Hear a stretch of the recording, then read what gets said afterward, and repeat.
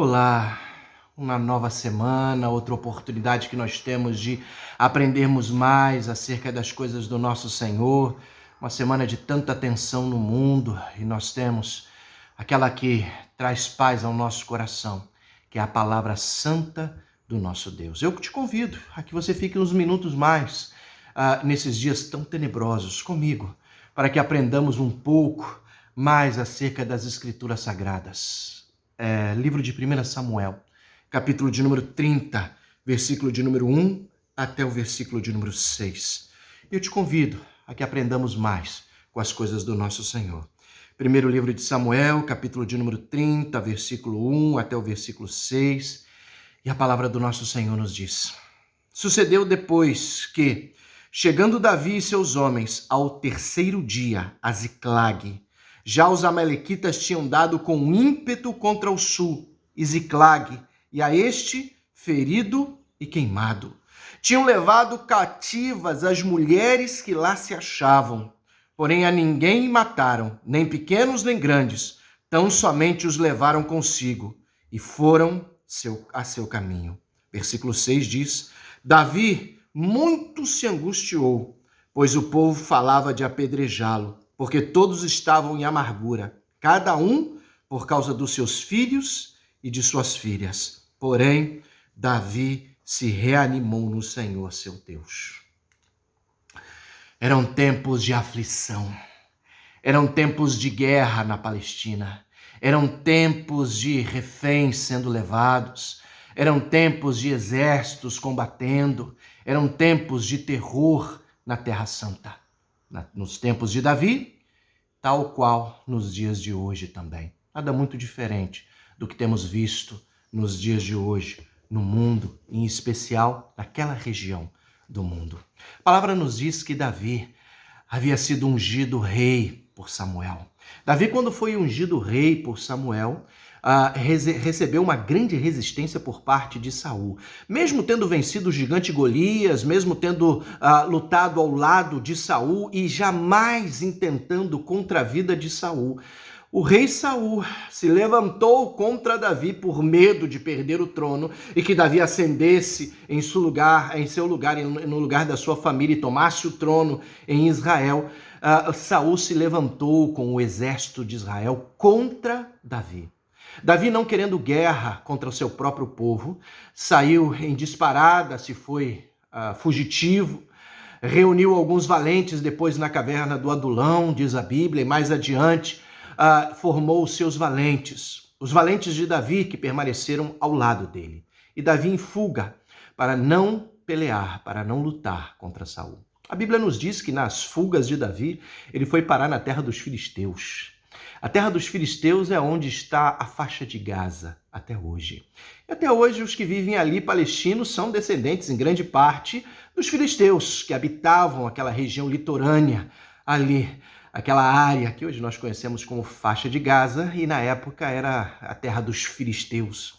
Ali Davi próximo esteve, e em um dia em que os filisteus, ou os da faixa de Gaza, se levantaram para pelear contra Israel, a Bíblia diz que Davi, de maneira muito contraditória, sem de fato consultar a Deus se era isso que ele deveria fazer, tomou os seus valentes e se colocou do lado do exército dos filisteus, ali na região da faixa de Gaza, para lutar contra Israel.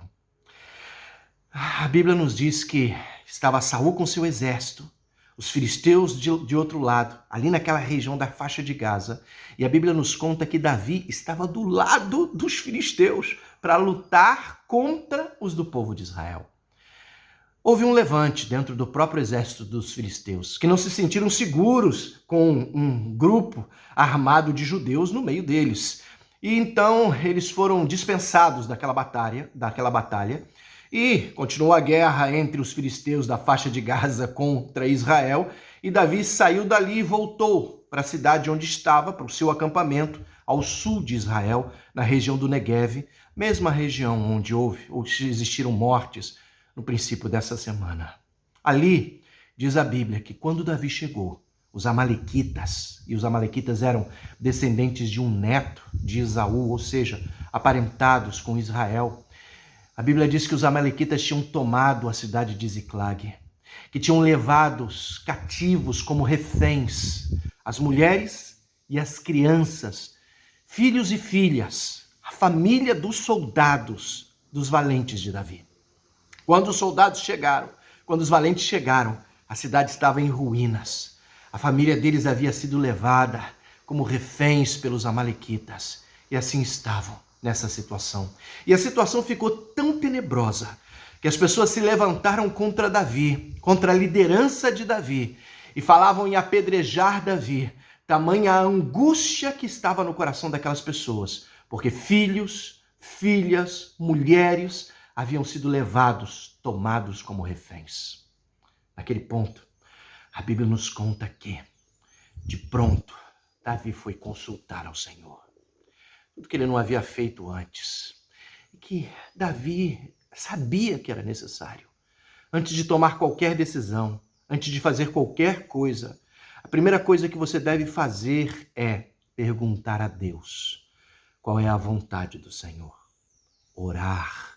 Isso é um exercício básico para a nossa vida como cristãos. Isso é um exercício básico para nós, como servos e servas do Senhor. Antes de tomar qualquer classe de decisão, a primeira coisa que nós temos que fazer é perguntar a Deus qual é a vontade do Senhor. A resposta de Deus para a oração de Davi era que os reféns iam ser libertados, que ele podia ir buscar a família dos seus soldados. E assim foi. E assim aconteceu. Como que por um milagre, todos voltaram vivos para a sua família. Um grande milagre. E tudo começou quando Davi, obediente, buscou a Deus através da oração. Hoje nós vivemos a mesma situação na Terra Santa.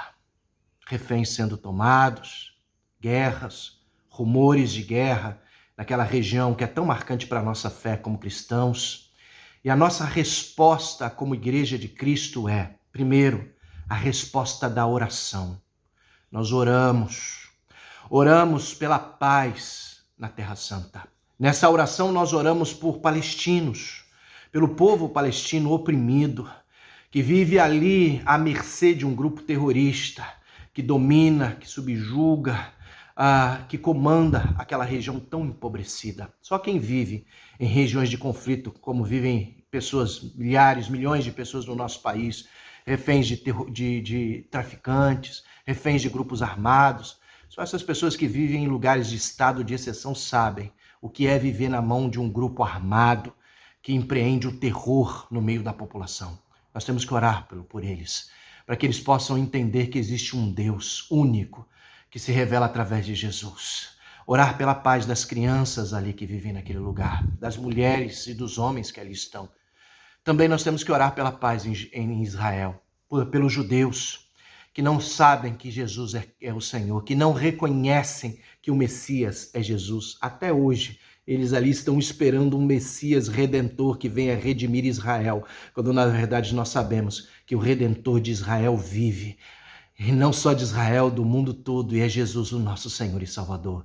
E ali estão os judeus até hoje, negando que Jesus é o Cristo, que Jesus é o Messias, que Jesus é o Salvador e o único caminho, e não tem outro caminho para a salvação. Orar por eles, judeus e palestinos. E depois de orarmos por esta paz para ambos, e quando passe esse tempo tenebroso, a nossa resposta como Igreja de Cristo é: nós temos que ir até esse lugar. Enviar homens e mulheres, missionários, que levem a paz, que mostrem a eles que existe um caminho através de Jesus. E nós que compreendemos que a única maneira de unir povos tão diferentes é através do sangue de Jesus, é através da cruz de Cristo, é através da graça redentora do nosso Senhor. Quais são os homens e mulheres que vão, depois que a paz mais ou menos se estabelecer naquele lugar? Quem vai? Quais são os que vão? Não há missionários naquela terra. Existem poucos missionários na terra que Jesus nasceu e onde Jesus é rechaçado até hoje. Não existem missionários, ou pouquíssimos missionários existem entre os palestinos. E há cristãos ali. A gente sem pastor, a gente que precisa de ajuda, de apoio. a gente que necessita de Bíblia, de palavra do Senhor.